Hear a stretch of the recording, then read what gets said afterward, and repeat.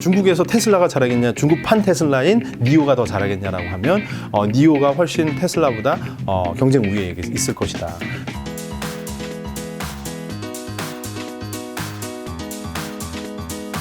오늘 책은 바로 부의 레벨을 바꾸는 미국 주식, 중국 주식입니다. 혹시 뭐 우리 한국인들이 가지고 있는 중국 투자에 대한 오해야 뭐 진실 같은 것도 좀 있을까요? 네, 그러니까 사실 뭐 중국 기업 하면 다 공산당이 이렇게 지배하는 회사라고, 그렇죠. 뭐 다 공산당이 지멋대로 한다고, 뭐 알리바바, 뭐 마윈 회장, 뭐 이런 거 보면서도 그렇게 어떻게 보면 색안경을 끼고 보시는 분들이 많은데, 사실은 지금 뭐 테크 기업들에 대한 반독점 이슈로 이제 규제를 하려는 부분도 한국 입장에서 한국의 이런 그 틀에서도 다 있는 겁니다. 그러니까 공정 거래에 대한 그런 틀이에요. 규제의 틀이에요. 그래서 이제 텐센트와 알리바바가 핀테크 사업이 뭐 거의 몇백 조짜리 비즈니스를 하고 있기 때문에 그것들이 이제는 뭐 가장 큰 금융 기업 중에 하나거든요. 텐센트와 알리바바가 엔트파이낸셜이.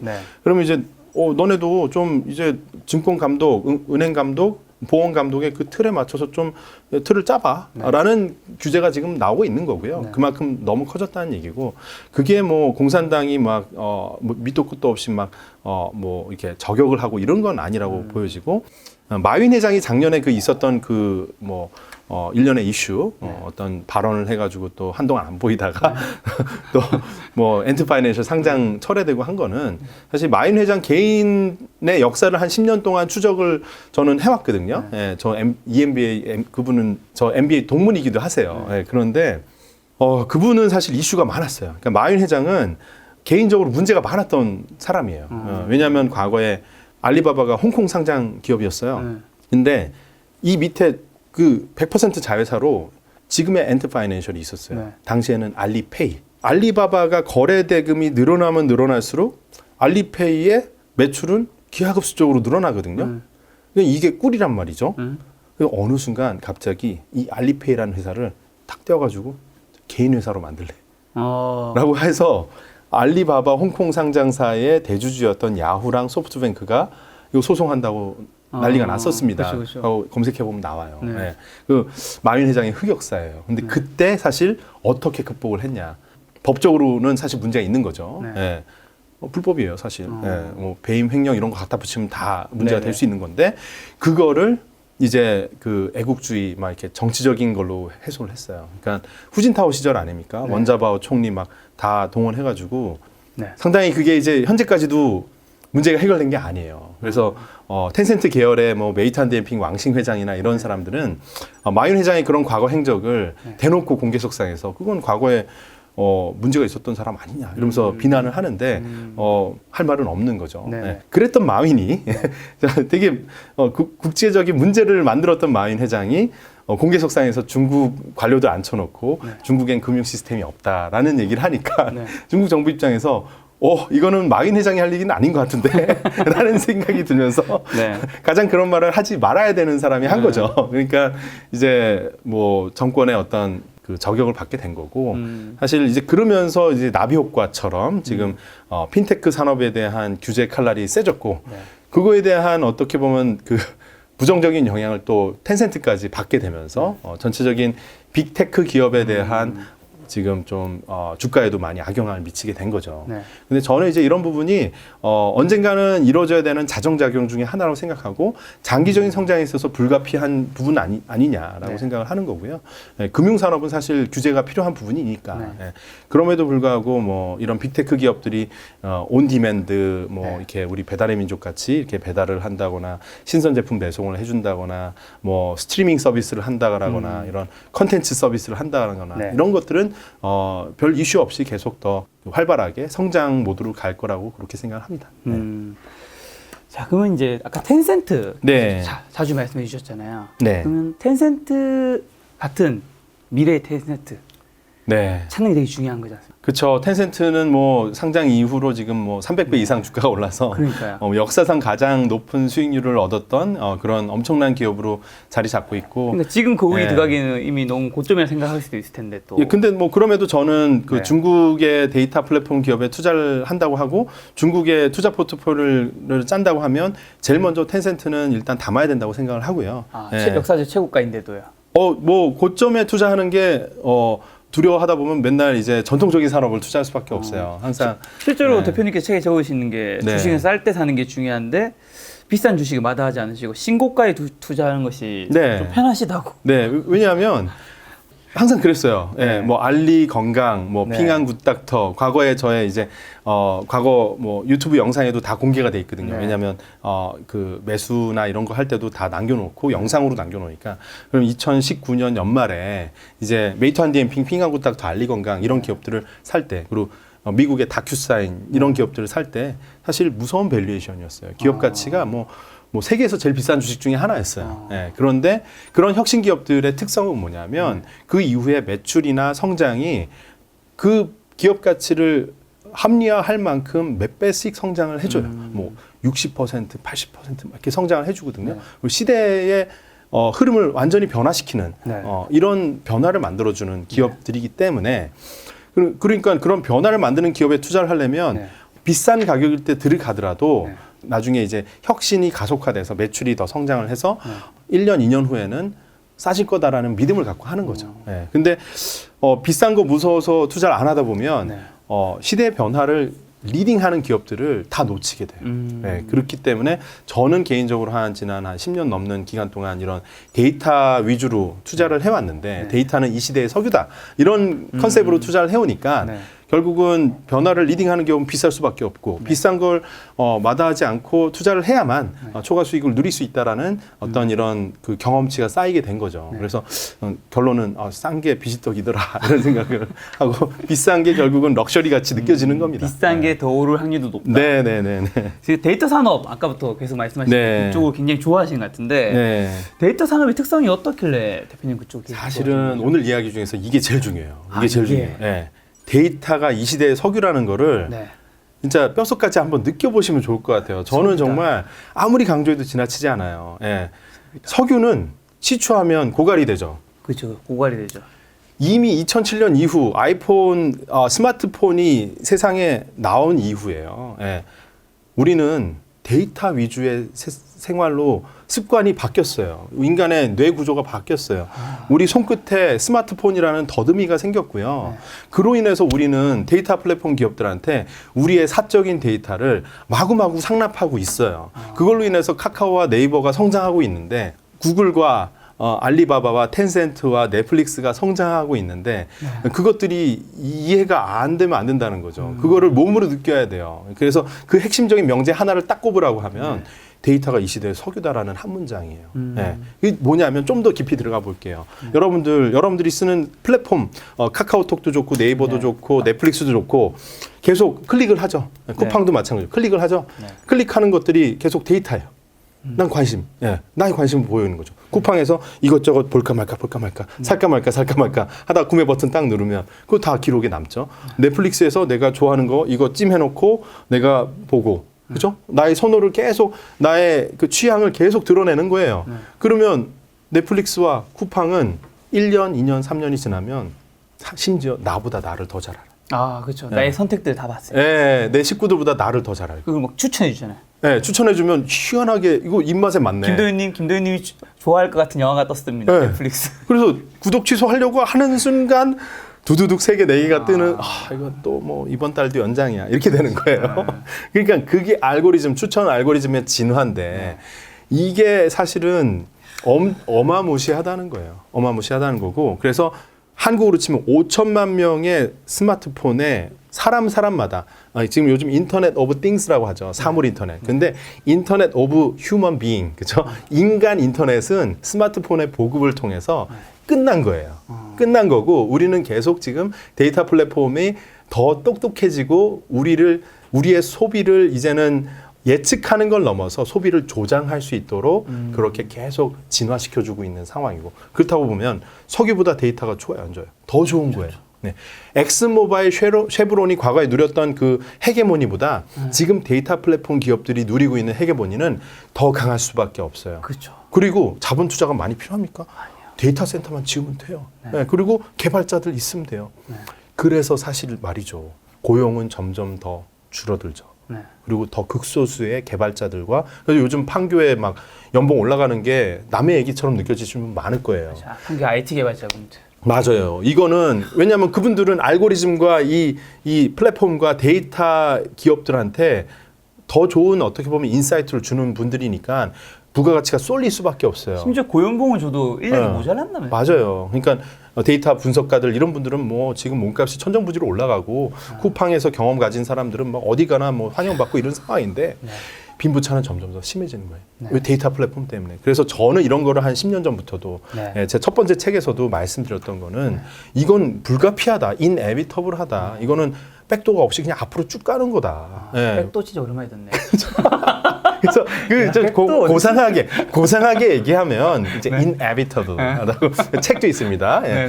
뭐 inevitable한데 한국식 좀 이제 정감 있게 이렇게 이제 우리 윷놀이 문화가 있으니까. 그런데 뭐냐면 그 변화의 바람이라는 거는 메가 트렌드고 이거는 뭐 거역할 수 없어요. 우리가 싫든 좋든. 예. 그렇죠. 우버는 자율주행을 탑재해서 우버의 운전기사분들은 앞으로 수백만 명이 네. 일자리를 잃게 될 수밖에 없어요. 이것도 그쵸. inevitable한 거예요. 비가역적으로 불가피한 거예요. 네, 받아들여야 되는 거예요. 트럭 운전사분들 10년 안에 무조건 일자리는 사라질 수밖에 없어요. 트럭이 가장 먼저 자율주행으로 갈 거예요. 왜요? 네. 왜 트럭이 제일 트럭이 먼저예요? 더 쉽죠. 이거 꽁무니 또 쫓아가면 되고 중간에 들어온 애들한테 벌어주면 되고 톨게이트 나온 다음에 간제탑에서 컨트롤만 좀 해주면 되니까 네. 훨씬 동선이 쉽죠. 네. 우리가 그냥 자동차는 막 동선이 예측 불가능하잖아요. 근데 그렇죠. 맥주를 이 지점에서 B 지점으로 옮겨라. 이거는 사실 트럭은 뭐 확실히 루틴, 예. 도착지 확실하죠 거의. 루틴이고 미국이나 중국 땅덩이 큰 나라는 막 10대씩 같이 다니거든요. 기차처럼. 그러니까 칙칙폭폭 가면 되는 거고 이거를 고속도로 올라가는 순간 그냥 자율주행 하면은 사람은 그냥 이제 거기서 자주되는 거죠. 예. 이미 그런 테스트를 뭐 오토라고 우버 자회사에서 하고 있고 중국의 투심플이라는 회사에 거기에 또 주요 주주는 엔비디아입니다. 엔비디아. 또 이제 거기에 미국 자본이 들어가 있죠. 내 칩 써줘 이러면서. 그래픽 너무 비싸. 내 자율주행 칩을 써줘 이러면서 거기 투심플이라는 회사에 또 이렇게 알바끼를 해놓은 거고. 그래서 중국에 웬만한 좋은 이렇게 인공지능, 자율주행, 미래지향적인 기업들 딱 들어가 보면 주주 명부 까잖아요. 미국 기업들 다 들어와 있어요. 심지어 중국의 바이오 기업들, 뭐 베이진, 뭐 이런 기업들 뒤에 딱 보면 미국의 엄청난 암젠이라는 회사가 여기 뭐 몇 조 원씩 투자를 해가지고 같이 이제 어깨 동무하고 가네 이런 게 보이는 거예요. 아까 말씀드린 것처럼 샤오미의 뒤에는 또 그 하버드 연기금 그리고 하버드 연기금 들어오고 나서 누가 들어왔냐 샤오미의 전략적 투자자로 퀄컴이 들어왔어. 퀄컴. 소름 돋지 않습니까? 퀄컴이 소송할 줄 알았는데 투자하고 앉아 있어요. 그래서 저는 거기서도 그걸 보면서 야 이거는 뭐 미국 자본하고 중국은 진짜 이게 애증의 관계면서도 서로 진짜 이게 러브 어페어다. 예, 그래가지고 이걸 잘 보면서 여기서 기회를 봐야지. 이거를 서로 외교전 막 정치적인 이런 흐름에서 이게 노이즈예요 다. 예. 돈의 흐름은 사실 가장 정확한 팩트거든요. 그렇죠. 네. 그거는 거부할 수 없잖아요. 이게 돈 막 몇 조 원씩 들어가 있어 섞여 있어요. 지금 미국 상장돼 있는 중국 기업에 다 달러란 말이에요. 다 월가 자금이에요. 이 중국 자금이 이민폐를 환전해서 거의 투자할 수 없어요. 물리적으로. 불가능해요. 그럼 미국 상장된 수백 개의 중국 기업들은 다 월가에서 그 밸류에이션 만들어준 거예요. 그거를 우리가 거부할 수 없는 거고 그 기업 가치가 사실은 상대적으로 홍콩이나 중국 A주보다 더 높아요. 그래서 중국의 좋은 기업들은 다 나스닥 가려고 하는 거예요. 그러면 뭔가 우리가 관심 가질 만한 섹터, 종목, 중국 주식, 뭐 미국 주식 좀 있으면 알려주세요. 네, 그래서 오늘 좀 특별히 이제 김 작가 TV 이제 첫 출연인데 첫 출연. 영광으로 생각하고 그래서 이제 포트폴리오를 아예 그냥 샘플로 이렇게 다 들고 나왔습니다. 좋습니다. 미천은 뭐 까라고 있는 거니까. 그렇죠. 그래서 투자 가설은 말씀드린 것처럼 데이터로 편리하고 데이터로 즐겁고 데이터로 오래 살고 이게 바이오 헬스 즐거운 건 엔터테인먼트 스트리밍 이런 게 들어가는 거고 편리한 거는 데이터 플랫폼 기업들 바라보면 될 것 같고요. 그래서 첫 번째로 저는 이제 중국 텐센트 이제 홍콩 상장돼 있고 0700 티커 데이터 플랫폼 게임 핀테크 이 세 가지 비즈니스가 잘 돌아가는 회사고 이제 소프트뱅크처럼 이게 투자도 공격적으로 하는 회사고 그야말로 중국의 데이터 플랫폼으로서 대장주 그리고 인프라라고 볼 수 있어요. 그래서 이걸 빼고 중국 기업을 투자한다는 건 되게 리스크라고 보고요. 지금 뭐 많이 빠져 있는 상황이라 저는 뭐 편안하게 뭐 생각합니다. 밸류에이션에 대해서. 네. 메이트 핸디앤핑 같은 경우 뭐 지금 뭐 최근에 지금 실적에 대한 것도 나왔는데 네. 매출 성장이 계속 빠르게 이루어지고 있는 네. 상황이고요. 그래서 3690 음식 배달, 우리로 치면 배달의 민족 같은 건데 사실은 배달의 민족을 넘어서 음식점에 들어가는 포스 솔루션 뭐 이렇게 음식점 관리 시스템, 뭐 음식점에 들어가는 그 음식 뭐 기자재, 식자재 이런 것들을 원산지서부터 다 그냥 데이터로 관리를 합니다. 그래서 이런 거는 세상에 없어요. 어떻게 보면 배달의 민족의 미래지향적인 한 3년 후, 5년 후 모습일 수도 있고 한데 이제 그래서 세계에서 제일 큰 온디맨드 플랫폼이라고 보시면 되고 중국의 간판 달린 보습학원, 뭐 PT, 뭐 이렇게 뭐죠? 뭐 발레 학원, 뭐 네. 수영장, 뭐 헬스장, 뭐 여행지, 뭐 티켓, 뭐 신선 제품 배송까지 해가지고 네. 이런 것들이 다 싹 플랫폼 안에 들어가 있습니다. 그래서 여기에 이제 왕싱 회장 같은 사람은 네. 저는 이제 볼 때는 아마존의 제프 베조스 같은 중국의 제프 베조스 독한 사람 어떻게 하든 주주 가치를 위해서 뭐 이렇게 뭐 이렇게 소비자한테 옵세스돼 있다 막 이렇게 뭐 자기는 자기 플랫폼에 소비자들이 중독시키게 진짜 편리하게 만들겠다. 그렇죠. 예. 아마존 제프 베조스 CEO가 굉장히 소비자 지향적이잖아요. 지향적이잖아요. 집착하잖아요. 네. 비슷합니다. 그래서 언행일치도 잘 되는 분인데 단지 메이트 핸디앤핑의 왕싱 회장과 경쟁을 하는 거는 불행한 거다. 되게 무섭거든요. 무자비하게. 지금도 사실은 신선 배송 쪽에서 메이트 핸디앤핑이 공격적으로 자본을 태우면서 막 네. 경쟁하고 있는 상황이고 네. 그것이 이제 경쟁 척점에는 이제 알리바바가 있는 거고요. 예, 마윈 회장 이슈 때문에 알리바바는 좀 뺐습니다. 핀토토 같은 경우는 이제 알리바바를 추격하고 있는 네. 전자상거래 이제 신세대 좀 이렇게 뭐 10대, 20대 타겟으로 하는 전자상거래 플랫폼이고 아까 말씀드린 것처럼 이렇게 라이브 스트리밍과 막 이렇게 다단계와 네. 이렇게 게임과 이런 것들을 막 연계한 신개념 전자상거래예요. 네. 예, 그래서 재밌는데 그래서 핀토토를 상거래를 위해서 들어가는 사람도 있고 시간 때우기용으로 들어가는 사람도 있을 정도로 재밌는 플랫폼입니다. 네. 희한한 이커머스 플랫폼이고 전통적인 텐센트 계열의 이제 이게 다 텐센트 이중대거든요. 메이트 핸디앤핑, 핀토토, 징동상청 다 텐센트 이중대인데 텐센트가 이렇게 2대 주주로 들어와 있으면서 이렇게 서포트해주는 그런 전략을 많이 취해요. 그래서 저는 사실 텐센트 자체보다도 이런 이중대들이 더 앞으로 주가 성장률은 좋을 거라고 생각해요. 예, 그래서 순번을 높게 잡아놨고 징동상천은 이제 진퉁 이제 네. 가품이 아니라 진짜 백이 네. 가전제품도 짝퉁이 많아가지고 중국에는 예, 진짜를 인증해 주는 게 되게 중요하니다. 옛날에 제일 충격적이었던 게 옛날에 그 중국에 계란 가짜 계란, 예, 가짜 계란 있죠. 가짜 계란 정교해요. 별의별 게 다 있죠. 그래서 상당히 깜짝 놀랄 정도로 하는데, 그래서 여기는 징동상청 아예 그냥 레노버나 하이얼, LG, 삼성 이런 이제 회사들하고 단독 계약을 맺어서 하이마트처럼 이렇게 자기네들 직접 제품을 이렇게 소싱을 받습니다. 네네. 그리고 설치 기사까지 딱 자체적으로 있어가지고 이런 것들이 이제 근간인데 이 징동상청이 이제는 좀 거의 뭐 텐센트 계열이지만 자체적인 생태계가 되게 커요. 큰 회사가 돼가지고 징동의 계열사가 또 따다넥서스입니다. 네. 예. 근데 이 따다넥서스가 사실은 이 징동이나 핀토토나 메이트 핸디앤핑, 텐센트가 다 이 길바닥에서 3km 이내에 배송을 항상 필요하거든요. 네. 뭐 요즘엔 약도 날라요. 예. 처방전 업로드하면 약을 30분 배송을 해주거든요. 네. 약을 배송해주면서 두부와 한모, 뭐 음료수 하나랑 같이 갖다 줍니다. 네. 예. 근데 그거 갖다 주는 그 오토바이 배송에 특화되어 있는 플랫폼이 따다넥서스예요. 그래서 상당히 지금 매출 성장세가 무서운데 네. 지금 최근에 뭐 그 중국의 테크 기업들에 대한 어떤 매도 그런 행렬이나 요즘 분위기 안 좋으니까 주가는 많이 빠졌는데 실적은 되게 좋아요. 그래서 역발상할 수 있는 그런 타이밍이다라고 보여지고 뭐 웨이모 같은 경우는 뭐 전자상거래에 들어가는 그런 솔루션을 제공하는 회사고 텐센트 계열이고요. 종합보험 같으면 세계에서 제일 큰 AI 기반의 인슈어 테크 기업입니다. 네, 그래서 보험이 앞으로 이제 테크와 만나게 돼 있어요. 네. 그런 흐름으로 가는 거는 그렇죠. 불가피한 현상이고 과거에 어떤 통계학의 발달이 보험 산업, 근대화된 보험 산업을 꽃피웠다고 하면은 네. AI 기술은 결국 맞춤형 보험 시대를 만들고 맞춤형 보험과 그 원격 의료와 약 전자 상거래는 이게 하나의 생태계라고 볼 수 있어요. 네. 이것들이 맞물려서 돌아가는 무업천지의 세상이 중국입니다.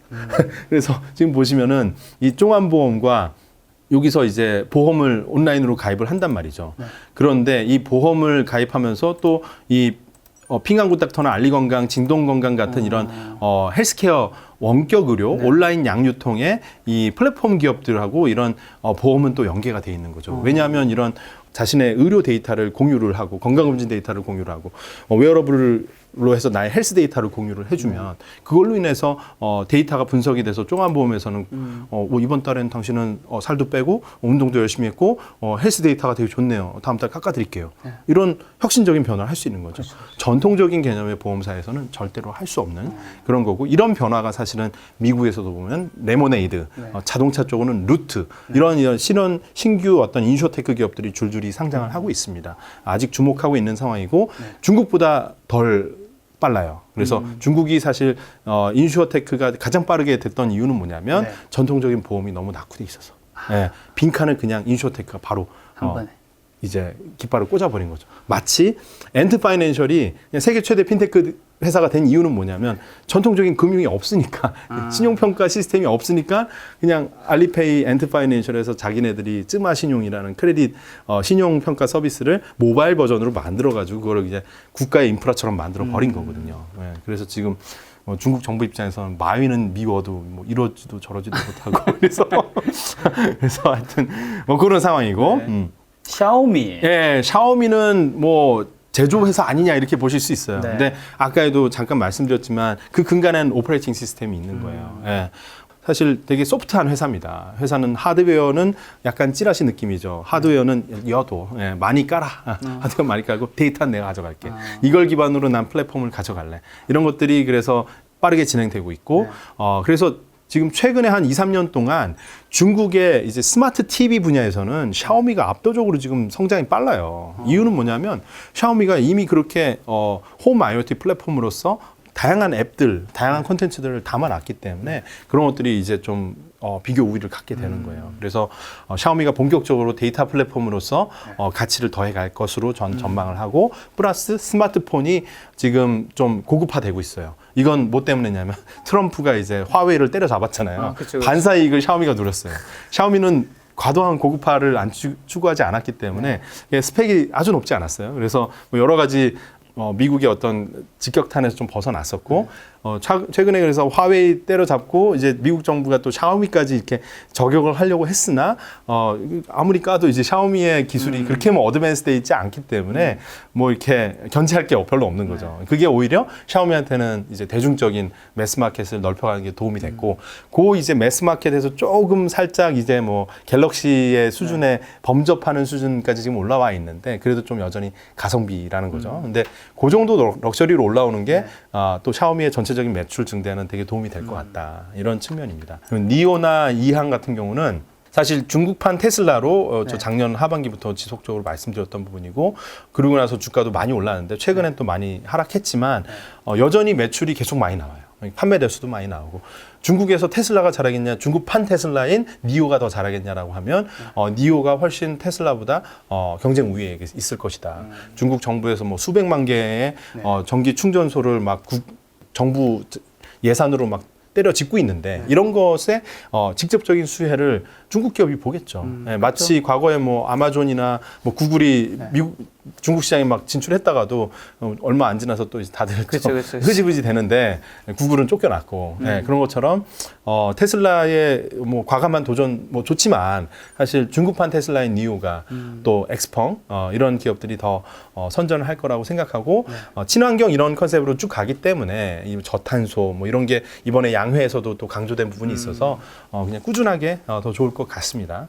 이항 같은 경우는 사실 논쟁이 많았어요. 뭐 이항 사태, 뭐 공매도로 인해서 뭐 망하는 거 아니냐 했는데 사실 공매도 리포트가 과거의 루싱 커피나 다른 데 비하면 상당히 조야하기 그지 없더라고요. 그래서 저는 여전히 이 이항의 창업가를 믿어주고 근데 비중은 낮습니다. 무섭죠. 이 비중은 지금 100%에서 100%에서 이만큼. 이렇게 다 합치면 100%가 되는 거예요? 100이 됩니다. 22개 종목. 이 비중이 높은 거일수록 더 투자할 가치가 있다는 뜻인 건가요? 네, 맞습니다. 22개씩이나 이렇게 분산해서 뭐 언제 돈을 벌겠냐 하는데 작년에 저희 구독자님들 보면은 이렇게 분산을 꾸준히 해가지고 50% 이상의 수익률을 다 22개를 샀는데 50%? 네. 왜냐하면 이런 성장하는 기업들 어떤 종목들 뭐 빌리빌리 막 5배 가고 뭐 니오 같은 건 뭐 4배 가고 또 뭐가 있을까요? 알리건강, 핑강구닥터 거의 2배 가고 뭐 이렇게 하니까 이제 왜냐하면 주식이라는 거는 네. 하방은 원금으로 막혀 있어요. 그렇죠. 네.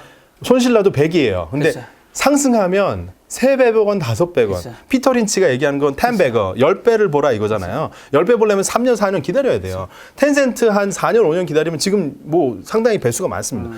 메이턴디엠핑 3년 기다렸으면 5배 났습니다. 그러니까 그런 것들을 기다릴 수 있는 인내심이 필요하고 인내심을 가지려면 분산하지 않고는 안 돼요. 안 돼요. 3개 종목이 하고 있다고 봐요. 기도하게 돼요.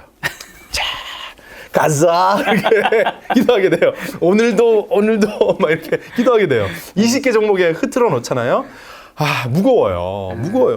뭐 하나 오르면 하나 떨어지고 가겠지 뭐. 뭐 이렇게 하는데 치고받고 하면서 이렇게 하나 오르면 뭐 하나 떨어지고 하는데 전반적으로 보면은 중국 경제가 데이터 어떤 기반으로 중국이 혁신을 한다고 하면 그 커다란 가정이 흔들리지 않는다고 하면 이런 기업들은 갈 수밖에 없습니다. 그래서 뭐 좀 더 말씀드리면은 네. 우시앱텍 같은 경우 뭐 다 말씀드리긴 좀 힘드니까 네. 중국의 바이오 바람이 좀 분다고 생각하고 네. 여기서부터는 바이오예요. 우시앱텍, 우시바이오, 이노벤트 바이오, 베이진, 짜이랩 사실은 뭐 한 20개 정도 사실 바이오만 해도 20개가 되는데 거기서 5개만 지금 줄인 겁니다. 네.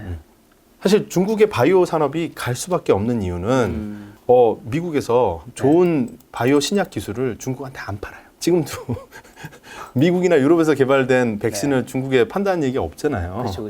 네, 중국이 자체 백신을 만들잖아요. 네. 이게 따로 국밥이에요.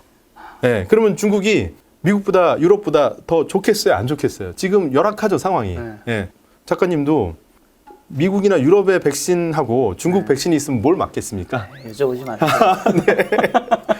중국 사람도 알아요. 지금 중국의 바이오 이 기술이라는 것이 서구권보다 훨씬 낙후돼 있다는 거 압니다. 그렇죠. 근데 이거는 지금 생명이 달린 문제라는 거죠. 그거를 지난 1년 동안 절절히 느낀 거예요.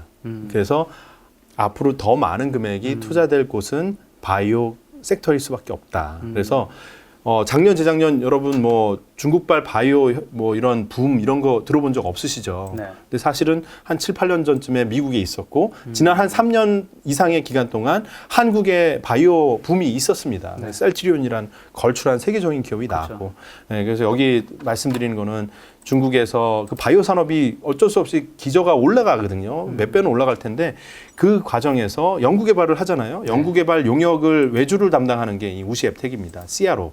예, 바이오 기업들이 많이 연구 개발을 하면 할수록 회사는 매출이 늘겠죠. 예, 뭐 인프라, 예, 고속도로 같은 회사, 예, 생산.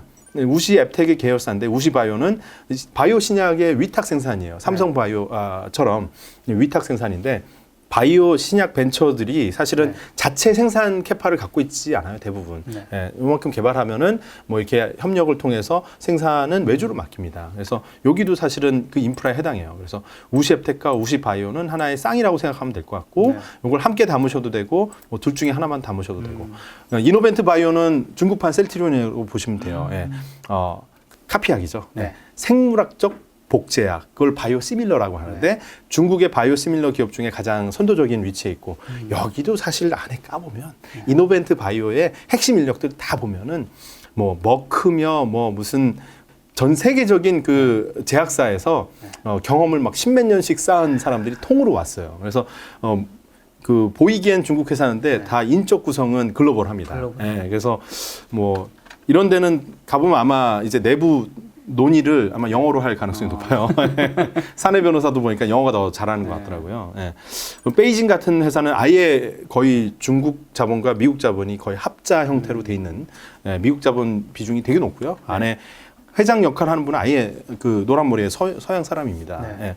그래서 이런 중국의 바이오 기업들이 이미 글로벌 수준에 올라와 있고 하나하나씩 뜯어보면은 회사들의 어떤 연구개발 수준이나 이런 것들이 미국에서도 상당히 많이 인정하는 그런 수준에 올라와 있다. 어느새 그렇게 돼버렸다. 근데 이게 규모의 성장을 하는 것은 올해, 내년, 후년 더 가속화될 가능성이 높아서 이렇게 포트폴리오에 담아둔 거죠. 이렇게 해서 총 이제 22개의 중국 기업들, 뭐 텐센트부터 시작해서 샤오미, 이항, 그다음에 이두테크, 짜이레까지 22개 기업. 여기 지금 들어가도 되는 건가요? 뭐 그냥 지금인가요? 통으로 22개 이렇게 담으셔도 되고요. 뭐 지금이 불안하시면 이렇게 꾸준히 뭐 한두 종목 이렇게 짝짝짝짝 그래프 보시면서 네. 본인 판단 하에 이렇게 포트폴리오를 늘려 나가셔도 되고 저는 이제 제 컨셉을 가지고 하는 거예요. 그러니까 중요한 건 뭐냐면 나만의 가설이 있어야 돼요. 그리고 나만의 가설을 내가 스스로 깨면 안 돼요. 그러니까 저는 중국은 앞으로 중국이든 미국이든 마찬가지로 데이터로 편리해지고 즐겁고 오래 살게 된다. 이 분야에 난 집중해서 투자하겠다 하니까 여기에 뭐 평상시에 좋아하던 마오타이나 이런 거 안 들어가 있는데 이 컨셉을 유지하기 위해서. 근데 많은 분들이 이래요. 투자할 때는 컨셉을 가지고 투자를 하세요. 가설을 가지고 투자하세요. 근데 투자한 거를 매도를 하고 싶어질 때는 이 가설과 전혀 상관없이 투자할 때는 막 사람 보고 투자한다고 하고 나 아들한테 이거 물려줄 거야. 10년 동안 나는 여기 믿음을 갖고 있어. 막 이런 말 많이 하잖아요. 그쵸, 그쵸. 예. 그런데 3개월이 딱 지나서 주가가 20% 30% 꼬라박으면은 그런데 사실 주가 떨어지는 거는 이 회사 실적 때문에 떨어진 게 아니라 10년 만기 국채 금리 올라가고 뭐 유동성이 이렇게 빨려 들어가고 막 이렇게 뭐 연준이 어떨까 막 이런 거시경제 이슈 때문에 떨어졌단 말이죠.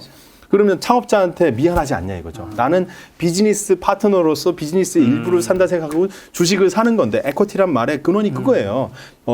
비즈니스의 일부를 사는 거거든요. 그러면 저 사람하고 나는 동업자 생각이라 하고 투자를 하는 거고 투자할 때는 분명히 그렇게 숭고한 가설을 가지고 했는데 팔 때는 낼름 그냥 시장이 안 좋네. 금융시장의 불안감 때문에 나는 팔아야겠다. 회사 자체와는 조금 네. 무관한. 근데 희한한 건 지금 사실 한국 기업, 중국 기업이든 미국 기업이든 이런 데이터로 혁신하는 기업들은 매출과 성장이 전혀 변함없이 좋아요. 작년 하반기나 지금이나 실적 발표를 보시면 여전히 좋단 말이죠. 그냥 유동성의 들쭉날쭉일 뿐이에요. 제가 볼 때는 2년, 3년에 아마존 그래프를 보세요. 아마존 그래프를 보면 10년 동안 딱 보면 거기에 뭐 리만 사태나 뭐 이런 것들이 잘 안 보여요. 잘 안 보여요. 왜냐하면 그걸 다 뚫고 올라가는 그 시대를 변화시키는. 그러면 아마존의 주가 상승은 우리가 뭘로 이해할 수 있어요? 우리의 습관의 변화로 이해할 수 있는 거죠. 그래서 여기서도 얘기하는 게 우리의 중국 사람들의 습관의 변화를 가속화시키는 그 기업들로 이렇게 조합을 한 거죠. 데이터로 편리하고 네, 데이터로 즐겁고 데이터로 오래 살고가 사실 책에서도 데이터 산업의 특성에 대해서 말씀해 주신 게 선순환은 1등에게만 주어진다. 그래서 패스트팔로의 추격 위험이 적다. 쫓아가기 1등은 너무 빠르게 진화한다. 우리 앱 하면은 한정돼 있으니까 핸드폰에만 앱을 뭐 100개를 깔지는 않잖아요. 그치. 3등, 5등이 1등을 따라잡는 게 참 힘들죠. 이제는 불가하다고 봐요. 이쪽은. 예.